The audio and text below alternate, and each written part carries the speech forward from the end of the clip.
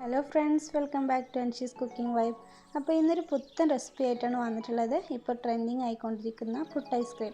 അപ്പോൾ ഇത് നമുക്ക് വളരെ എളുപ്പത്തിൽ വീട്ടിൽ തന്നെ ഉണ്ടാക്കിയെടുക്കാൻ പറ്റുന്നതാണ്. അതിന് വേണ്ടിയിട്ട് ഞാനിപ്പോൾ ഇവിടെ കുറച്ച് കോൺഫ്ലെക്സും കുറച്ച് നട്ട്സും പിന്നെ കുറച്ച് ടൂട്ടി ഫ്രൂട്ടി അതുപോലെ 2 ഫ്ലേവറിലുള്ള ഐസ്ക്രീം ഇത്രയാണ് എടുത്തിട്ടുള്ളത്. അപ്പോൾ ഇതിന് മെയിനായിട്ട് നമുക്ക് വേണ്ടത് പുട്ടുകുറ്റിയാണ്. അപ്പോൾ പുട്ടുകുറ്റി ഇതുപോലെ പുട്ടുകുറ്റിയുടെ ചില്ല് ഒരു ഫോയിൽ വെച്ചിട്ട് ഇതുപോലെ കവർ ചെയ്തെടുക്കണം. അല്ലെങ്കിൽ നമ്മൾ ഐസ്ക്രീം ഇട്ട് കൊടുത്താൽ ചിലപ്പോൾ പെട്ടെന്ന് ലീക്കായി പോവും. അപ്പോൾ അതുകൊണ്ട് ഇതുപോലെ കവർ ചെയ്തെടുത്തതിൻ്റെ ശേഷമാണ് നമ്മളിത് ഫില്ല് ചെയ്തെടുക്കുന്നത്. ഐസ്ക്രീമൊക്കെ നമ്മൾ ഇഷ്ടത്തിനനുസരിച്ച് 2-3 ഫ്ലേവറിലുള്ള ഐസ്ക്രീം എടുത്തിട്ട് നമുക്കത് സെറ്റ് ചെയ്തെടുക്കാം. ഞാനിപ്പോൾ 2 എണ്ണം വെച്ചിട്ടാണ് ചെയ്യുന്നത്. അപ്പോൾ ആദ്യം തന്നെ നമുക്ക് കുറച്ച് കോൺഫ്ലെക്സ് ഇട്ട് കൊടുത്തതിന് ശേഷം അതിന് മുകളിലായിട്ട് കുറച്ച് അണ്ടിപ്പരിപ്പ് ഇട്ട് കൊടുക്കുക. എന്നിട്ട് അതിന് മുകളിലാണ് നമ്മൾ ഐസ്ക്രീം വെച്ച് കൊടുക്കുന്നത്. അപ്പോൾ ഇതിന് പകരമായിട്ട് ഈ നട്ട്സും ഡ്രൈ ഫ്രൂട്ട്സും കോൺഫ്ലെക്സും എല്ലതും കൂടെ മിക്സ് ചെയ്തിട്ട് നമ്മൾ പുട്ടിന് തേങ്ങ ഇട്ട് കൊടുക്കുന്ന രീതിയിൽ ഐസ്ക്രീമും ഈ മിക്സും കൂടെ ഇട്ട് കൊടുത്തിട്ട് നമുക്ക് സെറ്റ് ചെയ്തെടുക്കാം. അപ്പോൾ ഞാനിപ്പോൾ ഓരോന്നും വേറെ വേറെ ഇട്ടിട്ടാണ് ഇത് സെറ്റാക്കി എടുക്കുന്നത്. അപ്പോൾ അതിന് മുകളിലായിട്ട് ഞാനിപ്പോൾ പിസ്ത ഐസ്ക്രീമാണ് വെച്ച് കൊടുക്കുന്നത്. അപ്പോൾ പിസ്ത ഐസ്ക്രീം വെച്ച് കൊടുത്തതിന് ശേഷം നമുക്ക് അതൊന്ന് ലെവൽ ചെയ്തെടുക്കണം. എന്നാലേ നമുക്ക് നല്ല കറക്റ്റ് ഷേപ്പിൽ അത് പുഷ് ചെയ്തെടുക്കുമ്പോൾ നല്ലൊരു പുട്ടായി കിട്ടുള്ളൂ. അപ്പോൾ ഇങ്ങനെ ഒന്ന് ലെവൽ ചെയ്ത് കൊടുത്തതിന് ശേഷം അതിന് മുകളിൽ വീണ്ടും കോൺഫ്ലെക്സ് ഇട്ട് കൊടുക്കുക.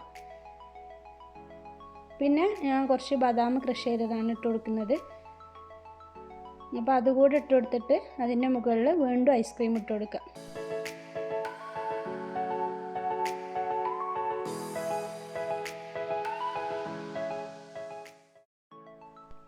അപ്പോൾ രണ്ടാമതായി ഞാനിപ്പോൾ സ്ട്രോബെറി ഐസ്ക്രീമാണ് വെച്ച് കൊടുക്കുന്നത്.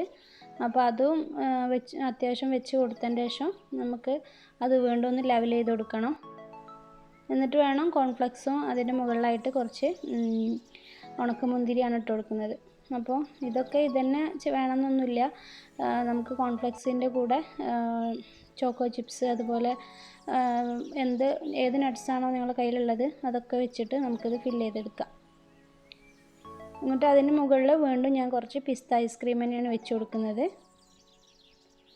എന്നിട്ട് ലാസ്റ്റായിട്ട് കുറച്ച് ബദാമും പിന്നെ ടൂട്ടി ഫ്രൂട്ടി കൂടെ വെച്ച് കൊടുത്തിട്ട് അത് നന്നായി ഒന്ന് അടക്കുക. അപ്പോൾ ഇത്രേ പണിയുള്ളൂ. എന്നിട്ടിത് ഒരു 2-3 മണിക്കൂർ നമുക്ക് ഫ്രീസറിൽ വെച്ചിട്ട് ഒന്ന് സെറ്റ് ചെയ്തെടുക്കണം. അപ്പോൾ 2 മണിക്കൂറിന് ശേഷം ഒരു പ്ലേറ്റിൽ ഇതുപോലെ കുറച്ച് ഫ്രൂട്ട്സ് ഇട്ട് കൊടുത്തതിന് ശേഷം നമുക്ക് ഐസ്ക്രീം പുട്ട് അതിലേക്കൊന്ന് കുത്തിയെടുക്കാം.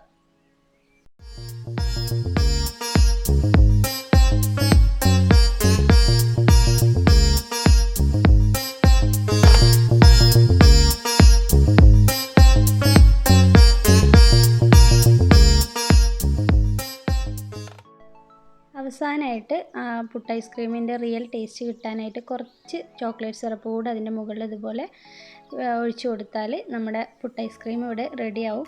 അപ്പോൾ ഇതാ നമ്മുടെ പുട്ട് ഐസ്ക്രീം റെഡി ആയിട്ടുണ്ട്. അപ്പോൾ ഇതെല്ലാവർക്കും എന്തായാലും ഇഷ്ടപ്പെടും, കുട്ടികൾക്ക് പ്രത്യേകിച്ച് ഇഷ്ടപ്പെടും.